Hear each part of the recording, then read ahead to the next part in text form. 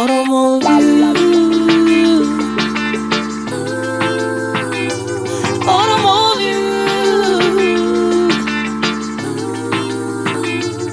Oromo View,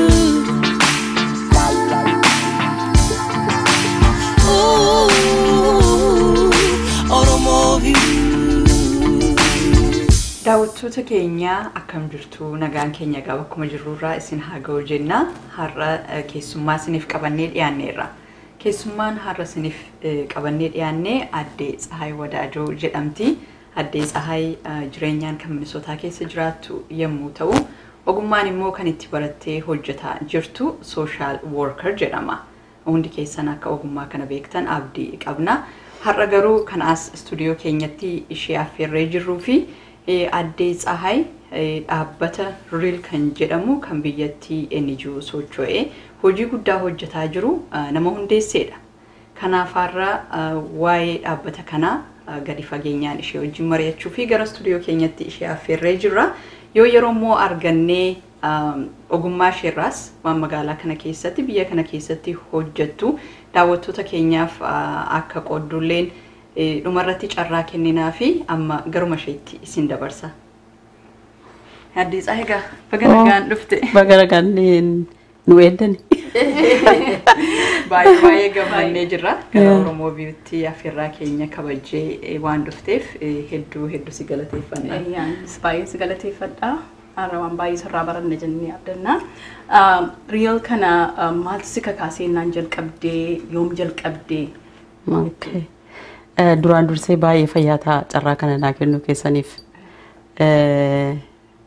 waan tokko barbaada hojii akkasii jalqabuudhaaf kanaaf wanta kana jalqabuu keessaniif baay'ee isin galateeffadha. Real resources for the enrichment of African lives jedhama. Amma waggaa 15 guuteera ergii jalqabneeti. Innis immoo kan inni irratti jalqabame biyya kana keessatti yeroo baqataa taanee yeroo dhufnu wanta garaagaraatu jira, wanta itti maayii baanu waan baay'eetu jira akka dubartiitti jechuudha. Risoorsii jennaa waan garaagaraatu jira. Garuu taa'ee yaaduun jalqabe ofii keenya hoddanaa qabna biyyatti maal taa'inna wanta tokko jalqabne kan jedhutu yaada koo keessa dhufe. Jalqaba yeroo jalqabnu iyyuu warra baqattoota biyya Afrikaatti dhufanii isaan yeroo sanas qubatanii tajaajila garaagaraa kennuufii ture yaadisa. Garuu akkuma jedhe waan garaagaraa risoorsii baay'eetu jira wanta ta'eef dubartoota irratti yoo xiyyeeffanne ijoollee durbaa irratti immoo xiyyeeffanne kan jedhu isa sanaan kaaneetu jalqabne jechuudha. Ijoollee durbaa barsiisuu akka isaan barumsa isaaniitti jabaatan gochuu akkuma beekamu baay'ee rakkina baay'eetu jira biyya keessa kan qaqqabamuu malanis baay'eedha. Waama tokko mijeessine attamitti ijoollee kanas fo'achuu dandeenya kan jedhus isa sirratti hojjennee akkasitti egaa kan jalqabne. Na yaadadhaa guyyaansaa guyyaatti siiqee biyya kana waamne ture kuwee asitti affeerree akka isheen waa'ee siiqee irratti Dr. Kuwee Kumsaa jechuukooti akka isheen saba keenyaaf ibsitu sana booddee ittumaan qabnees immoo fundraisingii goonee turre community keenyaaf Oromoo communityidhaaf. Yeroo isheen siiqee sana nutti beeksiste yeroo jettu stage irratti ceremony wayii gootee dubartiin yeroo isheen iyyitu yoo waa tokko irra ga'e yeroo isheen iyyitu hin dirmataaf ollaan hin dirmataaf kanaafi uyya kukkubuufne jechuudha achirra baane.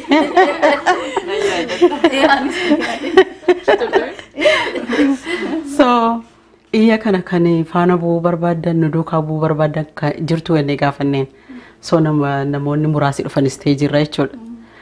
Dubartiin tokko jirti yeroo bara dheeraadhaaf jechuun hiriyaa jechuun walitti dhiyaannaa nama biyya kanaati isheenis dhufte bakka iseedhaa wajjiniiniti yaada koo sitti mee akkasitti jalqabne jechuudha siiqee irraa ka'eedha wansa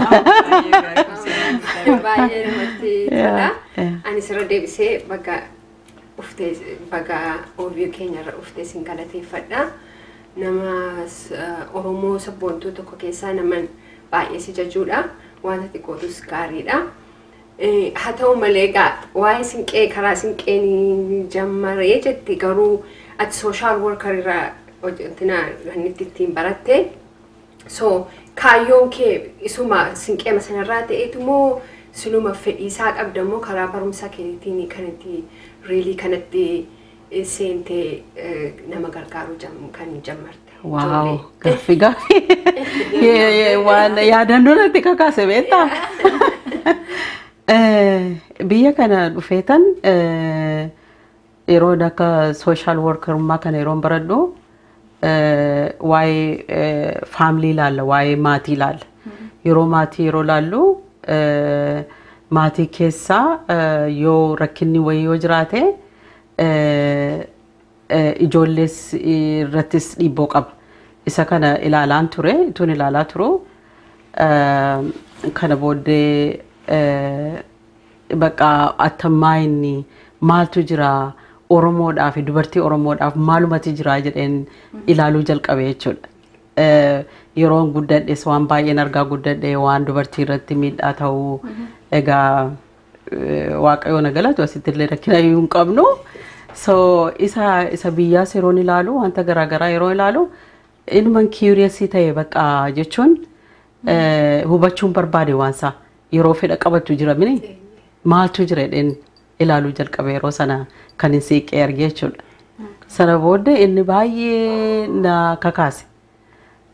Ergi wanta akkasii ergi qabaanne karaatti akkaataan itti ilaale baay'isee isin dhiba. Waa'ee siiqee yeroon ilaale bilisummaadha. Bilisummaadha. Uummatatu sabuma keenyatu dubartootaaf carraa kenne waa'ee karaa kanaa. So wanta itti salphinni itti dhaga'amu hin jiru jechuun kun sheemiin itti hin dhaga'amu. Yeroo wanti tokko karaarraa yeroo kaatu mana keessallee duwwaallee otoo hin taane hin baati bakkee argite. So inni iyyiti jechuudha. Iyya walitti buusanii walitti waamu jechuudha.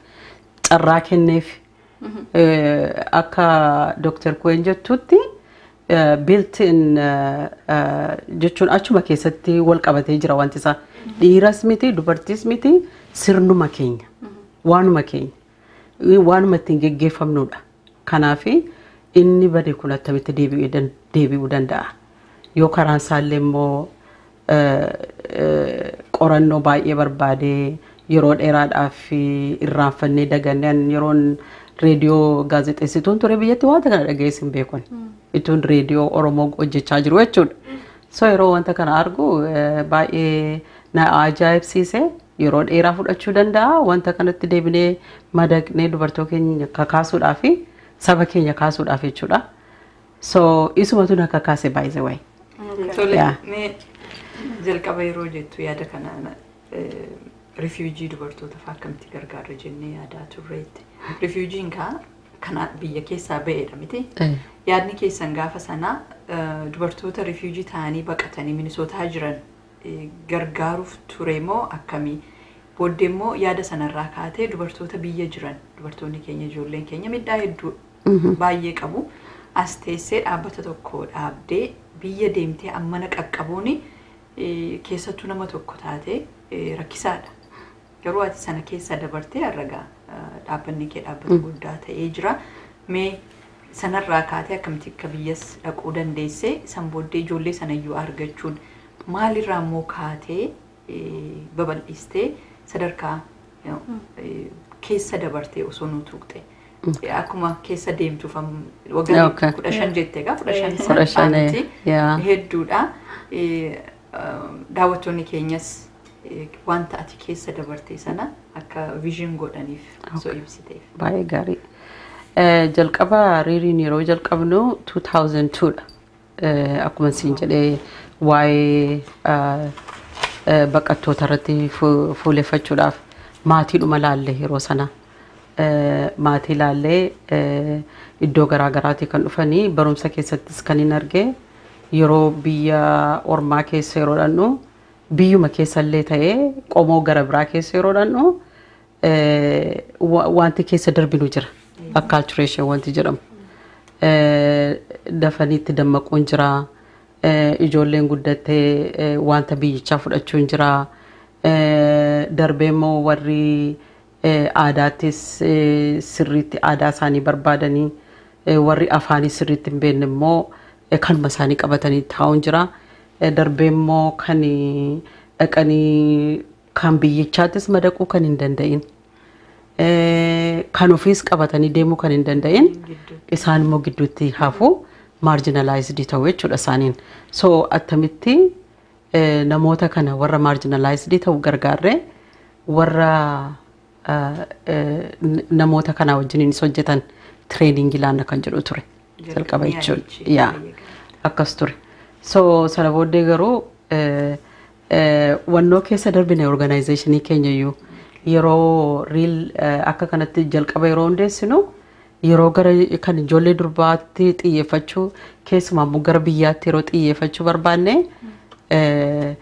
organizational structure keessa darbuutu nurra ture visionistiin jalqabne sana kan hundumaa dhiisne isa kana durbaa irratti fookasii gochuudhaaf inni mataan isaa challenging baay'ee qaba ture so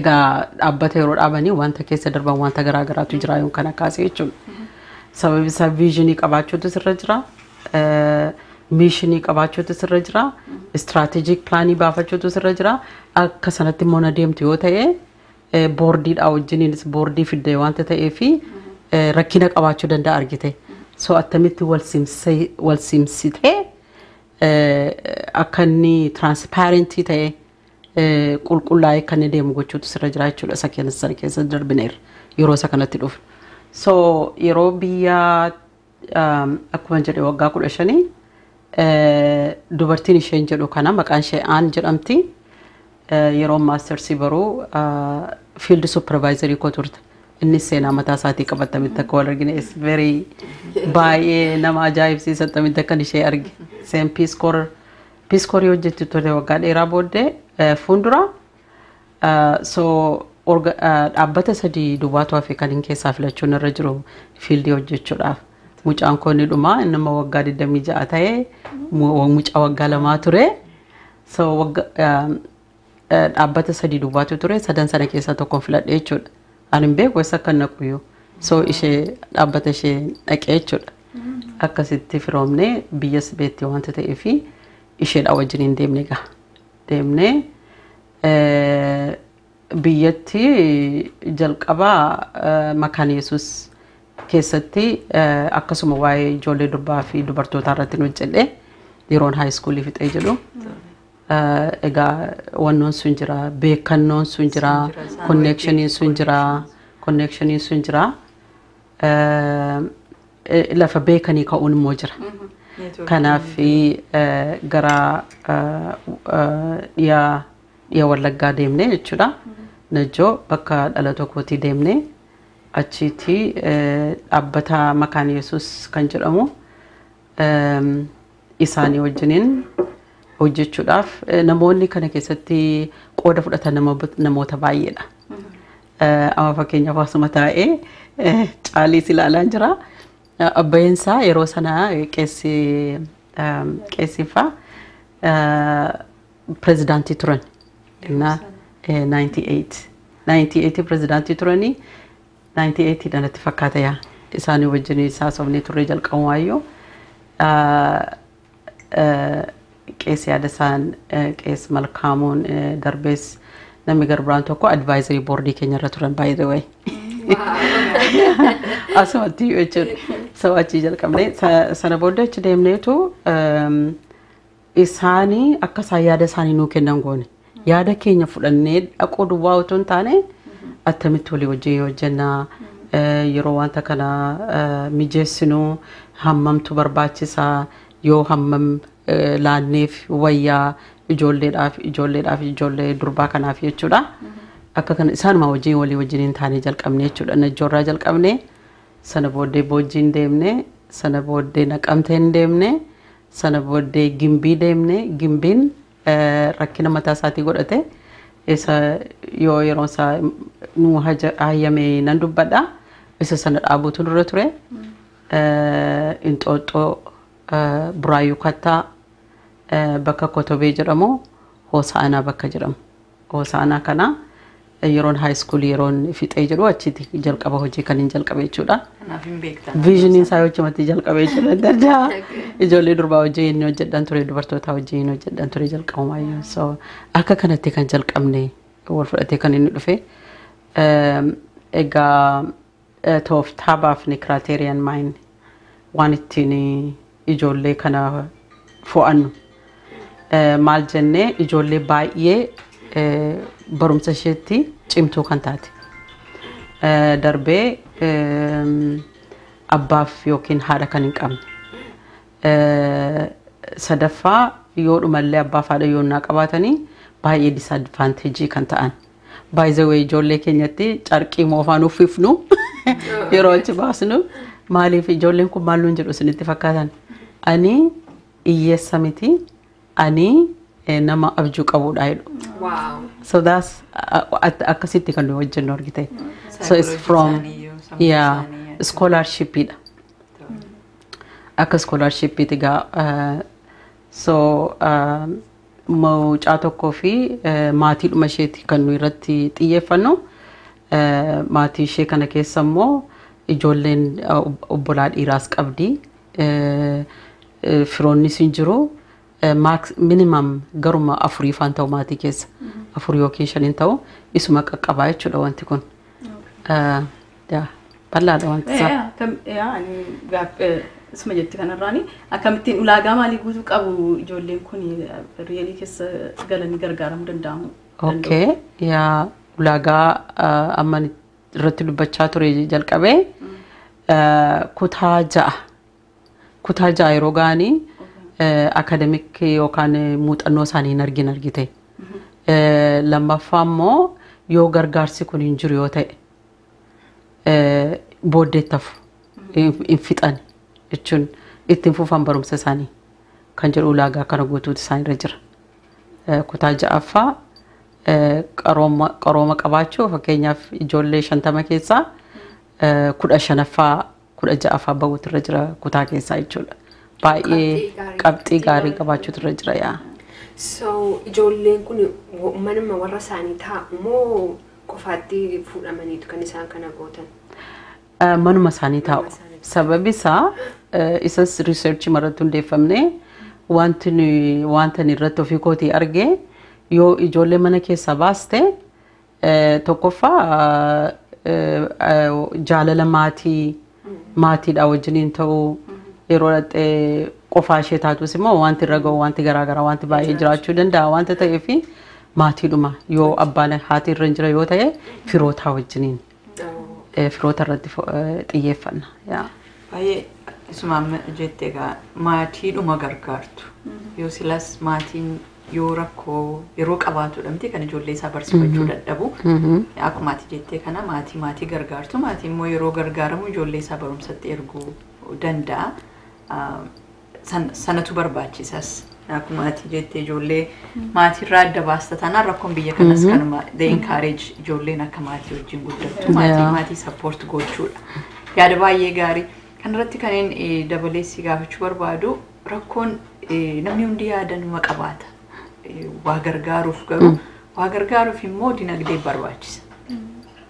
Kan namni keenya waa jalqabee fixuu dadhabuu fi sababa dinagdeetiin mee jalqaba nama meeqaan akka jalqabdee nutti immoo yoo dandeesse nama meeqaan jalqabdee har'ammoo ijoollee meeqa akka qabdu ijoolleen gaafas jalqabdee sun immoo ilma sitti baay'isee egaa har'a eessa ga'anilleen akka jiranii kan biraa dinagdee kana fandii kana uummata irraa argattamoo bakka biraarraa tooftaa kan biraatiin argattamoo resourcing kee burqaansaa maali meenni kaanis sirraa dhaggeeffate yoo yaada akkasii qabaate akkatti fufuuf.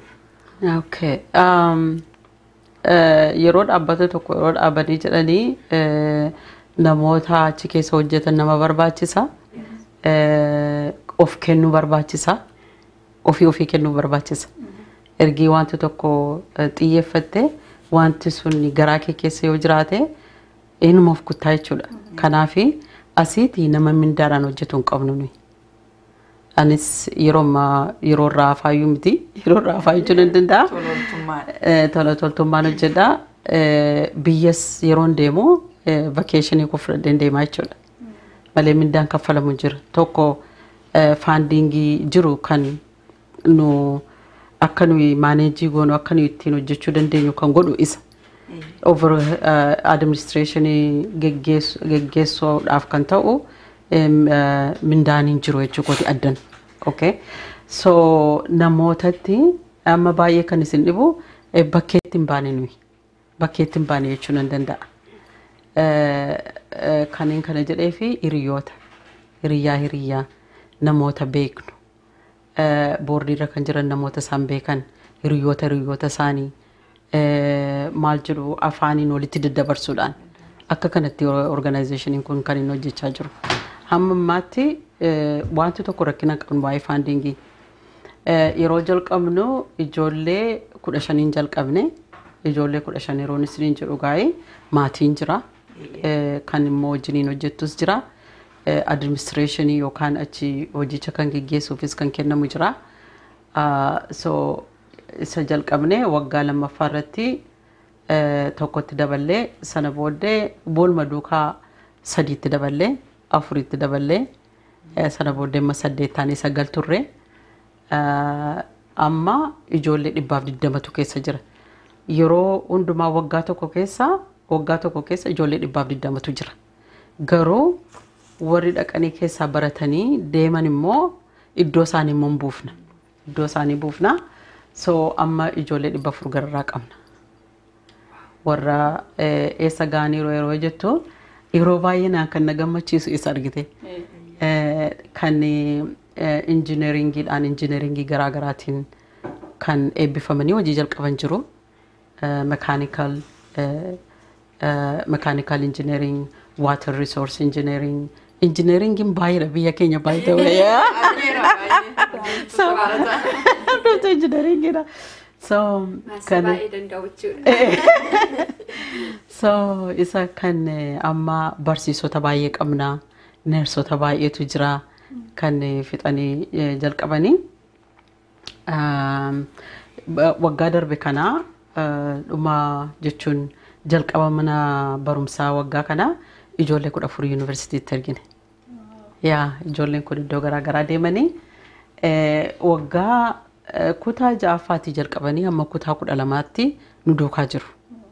Kanaaf waggaa 7, waggaa 5, waggaa 6 akkas qabu yeroo sanatti akka isaan horii keewwatan goona.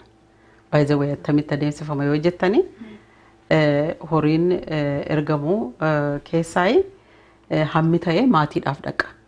Researchiidhaaf akka namoonni itti baay'ee ba'an yoo jiraatan nan gaafachuun koonaaf. Sababi isaa diiteelii isaan beenu nuyi wanta ta'aa jiru sababi isaa nama kanarratti hojjetu nu barbaachisa wanta ta'eef kan kana kaasee fi ijoolleen dhaqanii yuunivarsiitii ga'anii sana booddee hojii jalqabanii yeroo jedhanii kan akkuma isiniin jedhe immoo warri isaanii horiin kennamaaf wanta ta'eef horii kanatti baay'ee ba'anii namoonni mataa isaanii of danda'an baay'eedha. Yoo hamma humna isaaniitti waanuma garaa garaa gaggalagashuudhaan manallee kan ijaarratan jiru. Ijoollee kana keessaas dhaqanii biizinasii mataa isaanii kan banatan jiru. Kanaaf ani eenyu bakka isaan ta'anii hin beeku baay'ee. Deebi'anii fa'aa dhufanii fa'aa isiniin akkamii isin gargaaru gaaffii gaariidha inni kuni. Amma tarkaanfii sattaanutti isarratti yaadaa jirra. Dhaabbaticha guddisuudhaan yeroo non-profitiidhaan maddanaanu wanta taanee fi biyya keessatti international NGO ta'utu nurra jira. Okay? Isa ta'uudhaafis immoo birookiraasiin biyyichaa dhiibboo baay'ee qaba ture. Ammumaayyuu qaba isa laalaa jirra. So waggaa tokko fuuldura gara ijoollee 140 walitti finnee turre. Finfinnee irratti. By the way, yeroo ijoollee kana walitti finnu waan baay'ee diteelii baay'ee of keessaa qaba.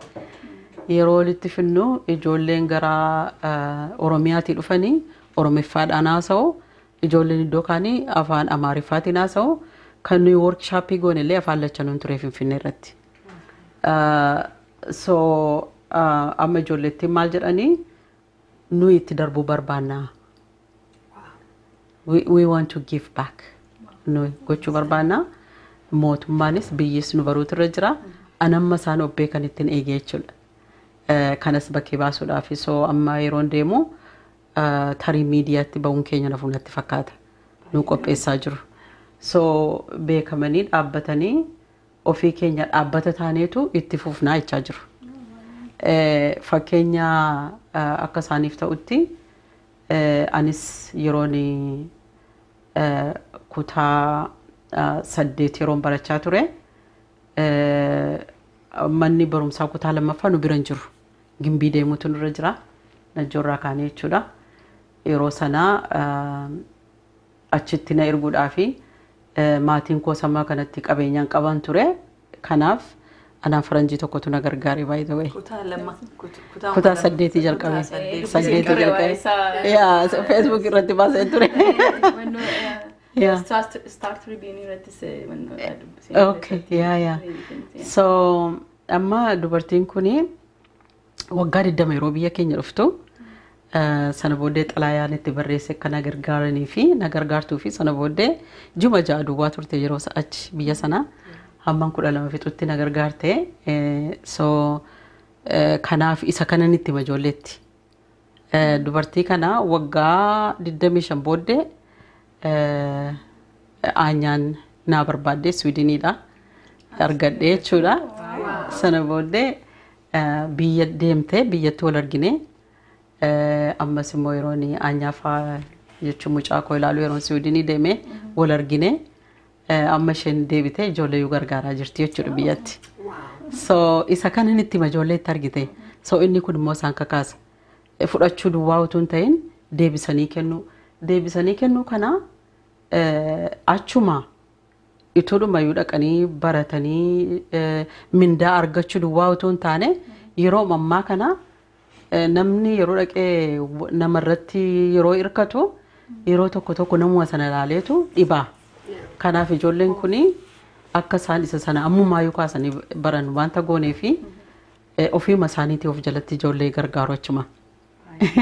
Ijoollee scriptoo dabtarii wanta akkasii bitu iddoo tokkooti amma biraayyuu kattaati maal godhanii mucaa qaamishee hir'ataa ta'e ofiima isaaniitii wanta ofii isaaniitii argatan qixxee isheef kennanii ishee barsiisu jechuudha.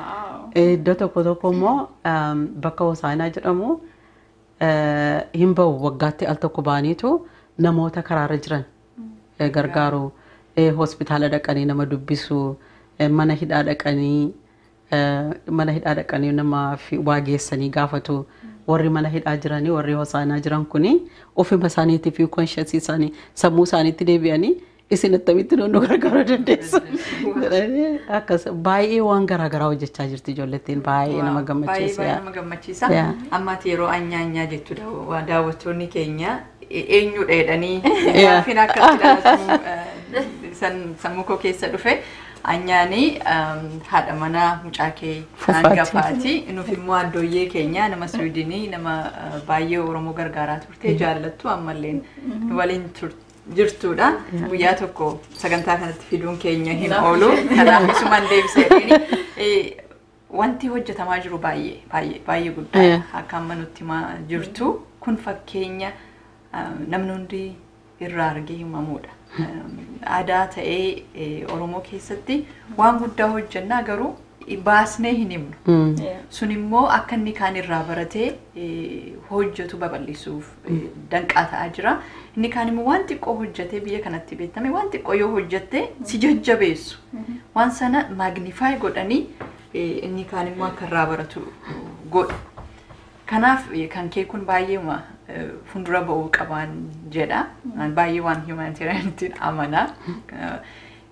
inni biyya ammaati jettu kuni ijoolleen deemanii bakka adda addaatti waan ati isaaniif goote sana deebisanii kennaa jiru jechuudha. Sun waan irratti jajjabeeffamuu qabudha. Kan biraa ammasuma jalqabaattan xiqqoo si deebisa. Boardings nama beeknudha jettee afaan afaaniin dubbattu isuma daddarbeeti kan organizationiin kun support ta'uu naan jette.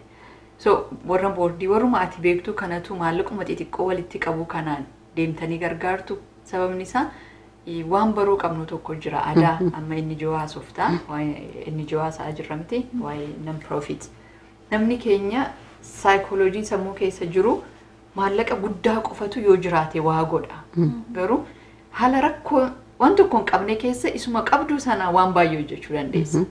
Lammatammoo maatii xiqqoo kennitu aan kennu isatu walitti dhufe waan guddaa godha biyya keenya deeme sunilleen akka namni baruu fi fundraisingiin ati gootu yookaan namoonni maallaquma xiqqoo sii kennan sanatu deeme godhamoo yeroo tokko tokko fandii xiqqoo argattantu jira. Gaaffii gaariidha. Maal goona ijoollee kana walitti finna ispaansarii isaanii wajjiniin ispaansarii so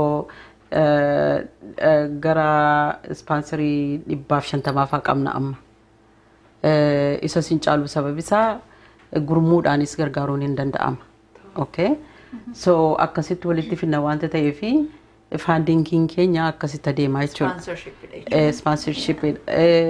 Fundraisingii tokko tokko gochuu yaallee turre inni horii nu baasise gara caalaa horii nu baasise waanta ta'eefi isatti dhiisne amma namoonni home party jalqaban mana isaaniitti hostii godhu warrumti warri boordii irra jiranii warri sponsorii ta'anii amma torban lamaan tokko fuuldura mana baay'ee nama beekamaa tokkotti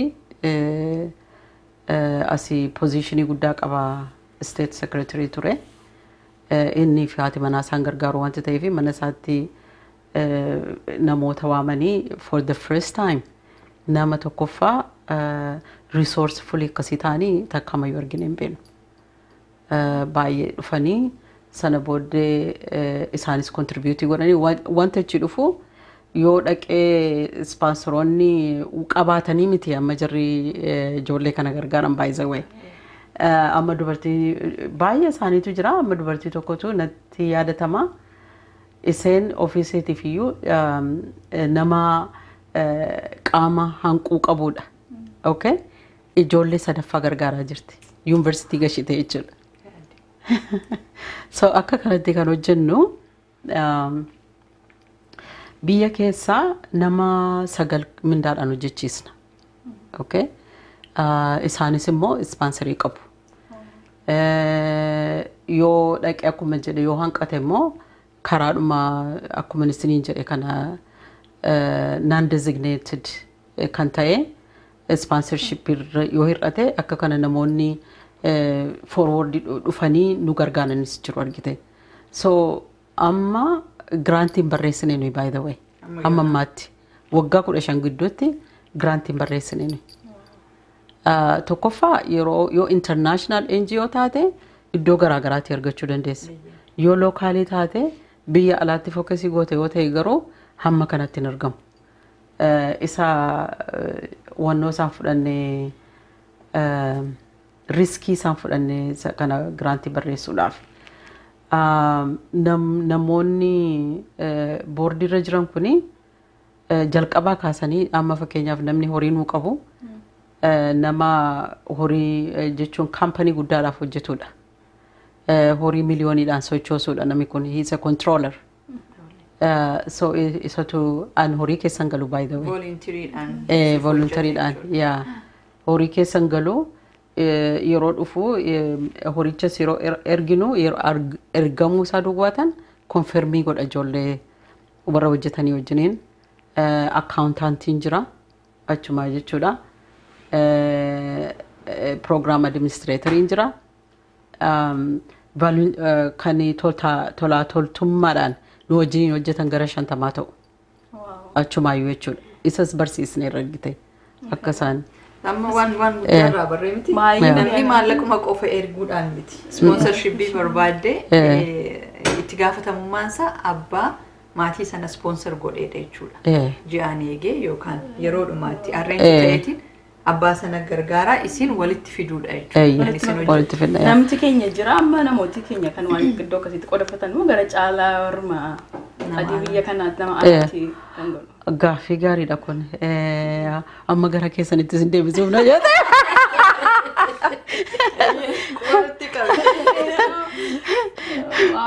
Baay'ee hawwa gaariin qaban ture. Tokkoffaa isin warra addooyyee jechuudha. Horii kontribiutii gochuu keessan duwwaa utuu hin taane akka isaan isin argan hin barbaadan ture.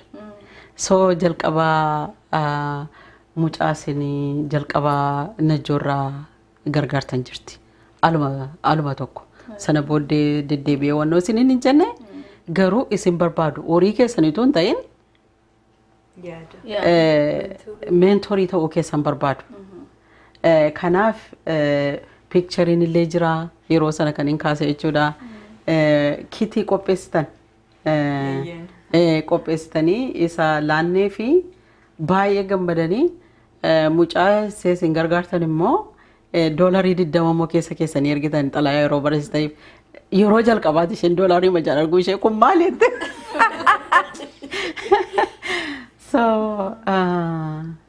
kanaaf namoonni keenya kan jalqabanii jiru turanii hamma muraasa deemanii kan dhiisan jiru turanii yeroon fundraisingidhaaf yeroo waamnu kan dhufan jiru akkasitti gumaacha kan godhanii kan gargaaranii jiru baay'ise. Garuu sponsoroonni akka jiranitti namootuma biyya kanaatti warruma kanaatti warruma addanaati. Sababi isaa tokkoffaa aadaa keenya wajjiniin walitti dhufu argite. Lammaffaa kan inni I don't know maal jechuu naa wayyalaata. Kan inni waa'ee namoota biyya keenyaa irratti badaa komee kan inni hin qabne gargaarsa baay'eedha kan inni gochaa jiru. Karaa garaa garaa koona. Yaa qabaa hojii lama hojii sadii hojjetaa.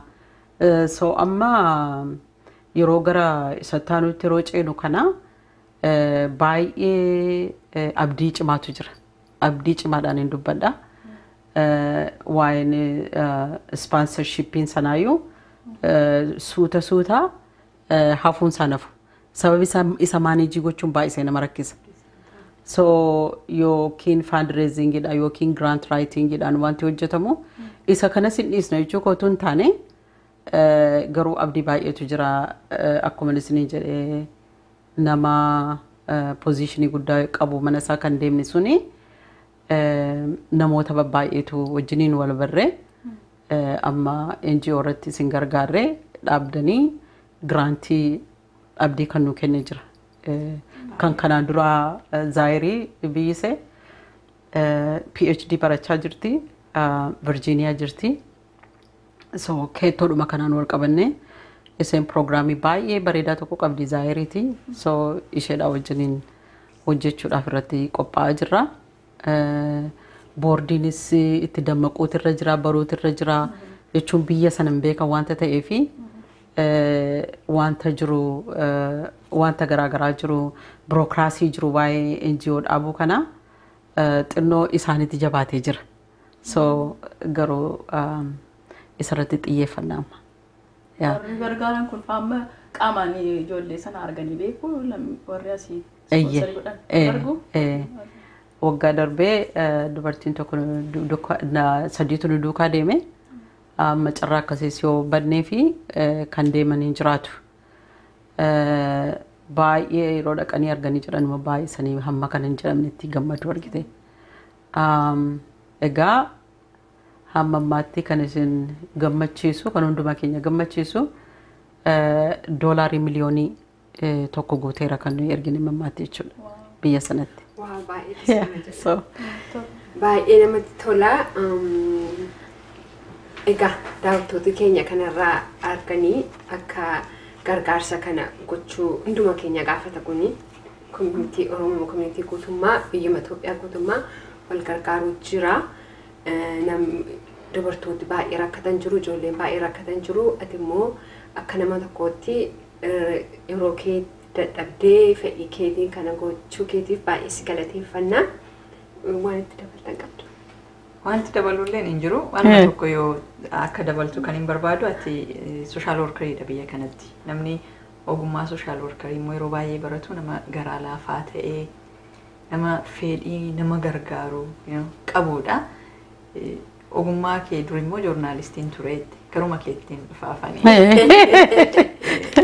maaltu sanarraa si jijjiirsisee akka social workerii study gootu si godhe sanas amma immoo riil kun as geera nuun jetteetta mul'anni kee gara fuulduraan maali sanaan leen xumuruu barbaanna maal yaadaa jirta waan maal isinitti maal eessa akka ga'uudha amma waan ati ilaalaa jirtu akka nama hundeesseetti amma nama jireenya isaatti kennee tolaan asii deddeebi'aa hojjetaa jiru ijoollees guddisaa turte haadha ijoolleeti haadha maatiiti sana hunda keessa dabartee kanarra geesseetta kun waan guddaadha waan hedduu jajjabeeffamu kanaaf mul'anni keenni fuulduraa maali kan keessatti nu himte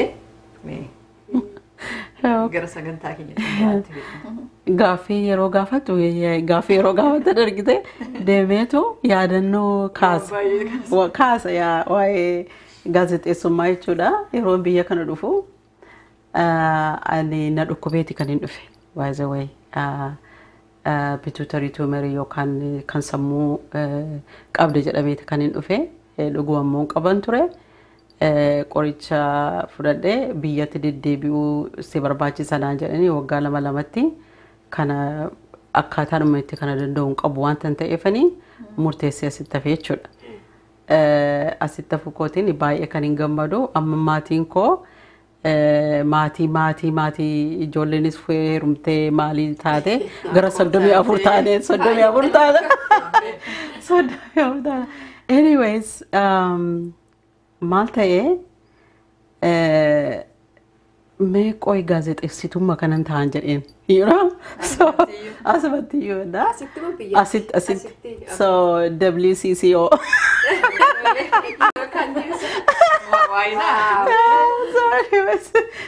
eessa jireen barbaade yeroo yaadu immoo anoo ganaa afaan koo sinaa wal qixxaachuu turre jira maay tekniishaanis immoo ta'uu hin danda'an jedhee waan akkasiis yaadeetaan bakka sana booddeetti dhiise garuu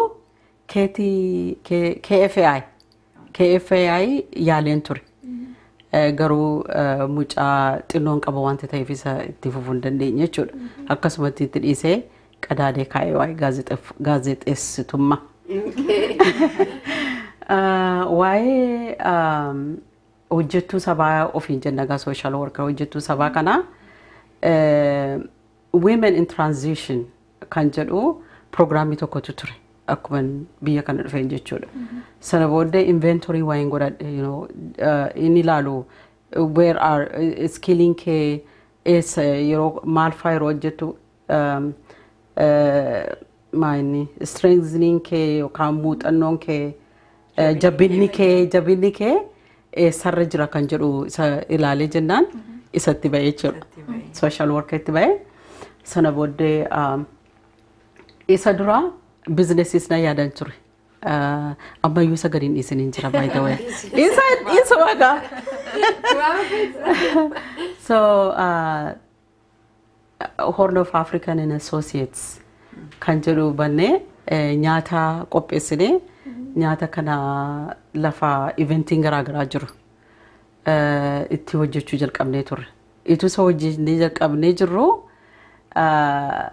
Augsburg College'ittiin apply godhe wanta ta'eef gashadheen ture unkaa koo wanta ta'eef achiitti na waamanii jechuudha sana booddeetan waa'ee biizinesiitti dhiiseen gara social workeriitti galee jechuudha so baay'ee na gammachiisa jechuun carraa argachuudhaanii waggaa 18 gararraadha kan hin hojjedhee mana barumsaa hojjedheera lafa mana barumsaa Roosevelt High School jedhamu achitti waggaa 2 hojjedhee jechuudha waggaa 3 hojjedhee natti fakkaata achittis programii baay'ee bareedaa tokko qopheesseen ture ijoollee warri Afrikaa warra Afrikaan Ameerikaanii wajjiniini xinnoo rakkinatu uumama wanta ta'eef isa attamitti kun danda'ama kan jedhamu irratti hundeeffamne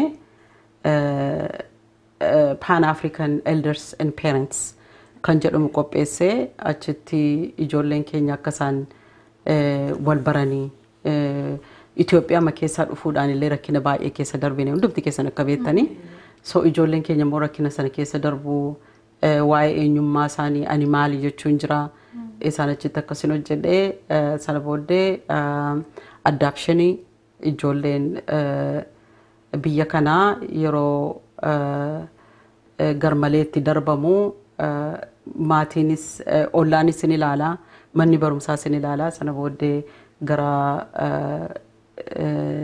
lafan tajaajilu lafan hojjedhu kana achi ergu ijoollee kana child protection lafa ijoollee eegan jedhama achi booddee haqa warraarraa fuudhaniitu sana booddee mana lafa isaanitti guddatan isaan isarratti hojjechuudha foster care galu sana booddee adoption akka isaan guddifachaa akka isaan guddifachaadhaaf kennamanii isarratti waggaa furiin hojjedha isa keessatti wanta hin argee kana isiniin jedhee isinitti himuu hin danda'u sana booddee isa ilaaluun waanuma irra caalaa ituu dhimmi kun asiin gahin fuuldura lafatti jijjiirama kennuu hin dandeenyu jiraachuu danda'a kan jedhutu natti dhaga'ama ture lafin hojjedhu kunis Hennepin County baay'ee iddoo gaariidha sana booddee nan jijjiirradhe mana barumsaa high school lamaa fi lafa manni barumsaa xixinnoonis jiranitti elementarynis jirutti ramadameen Hopkins fi St. Louis Park bakka jedhamu isaanii wajjiniinis hojii hojjedheen ture sana booddee baay'ee kan namatti tolu tokko immoo poolisiidha wajjiniis hojjedheen ture waggaa 3 so lafan police station Hopkins Police Department sana keessa waggaa 3 hojjedhe baay'ee ija koo na bane innis muuxannoo cimaadha amma kan inni hojjechaa jiru ijoollee qaamaanis sammuudhaanis mudaa qaban special need jennaman wanti specially matuu ta'ee jiru meaningi isaa sirriitti kan hin fudhatamin specially kana achi keessan hojjechaa jira ijoollee gara caalaa ijoollee sabarbii fi maatii sabarbii jedhanii hojjedha katamaa keessa jechuun naannoo Minneapolis keessa tun ta'in jechuudha haa ta'uyyuu malee amma afaan Oromoo afaan Amaariffaa beekuu kootiin immoo kan biyya keenyas dhufan jiru isaanii wajjinis nan hojjedha ijoollee autismii kan qabani innis waggaa 6 darban kana keessatti muuxannoo baay'ee naa kenneera innis jechuudha isa kanan hojjedha baay'ee maal jettee social workeriin afaan Oromooti tajaajiltuu saba baay'ee anis maatii keessaan qaba nama social workerii ogummaan baay'ee kabajaa qabuuf jaalladhu yeroo hundallee ogummaa biyyatti yoo dhaqee saba keenyaaf baay'ee barbaachisa jedhee baay'een advokeetii godhaa jiru tokko isa yuunivarsiitiin sana babal'isee uma kennuu qaba because rakkoon asiyyuu jira miti biyya ammoo caala waan ta'eef ogeessa social workerii baay'eetu barbaadama kanaaf irraa addee Tsahai baay'ee gaaffii kee tokko raafadheera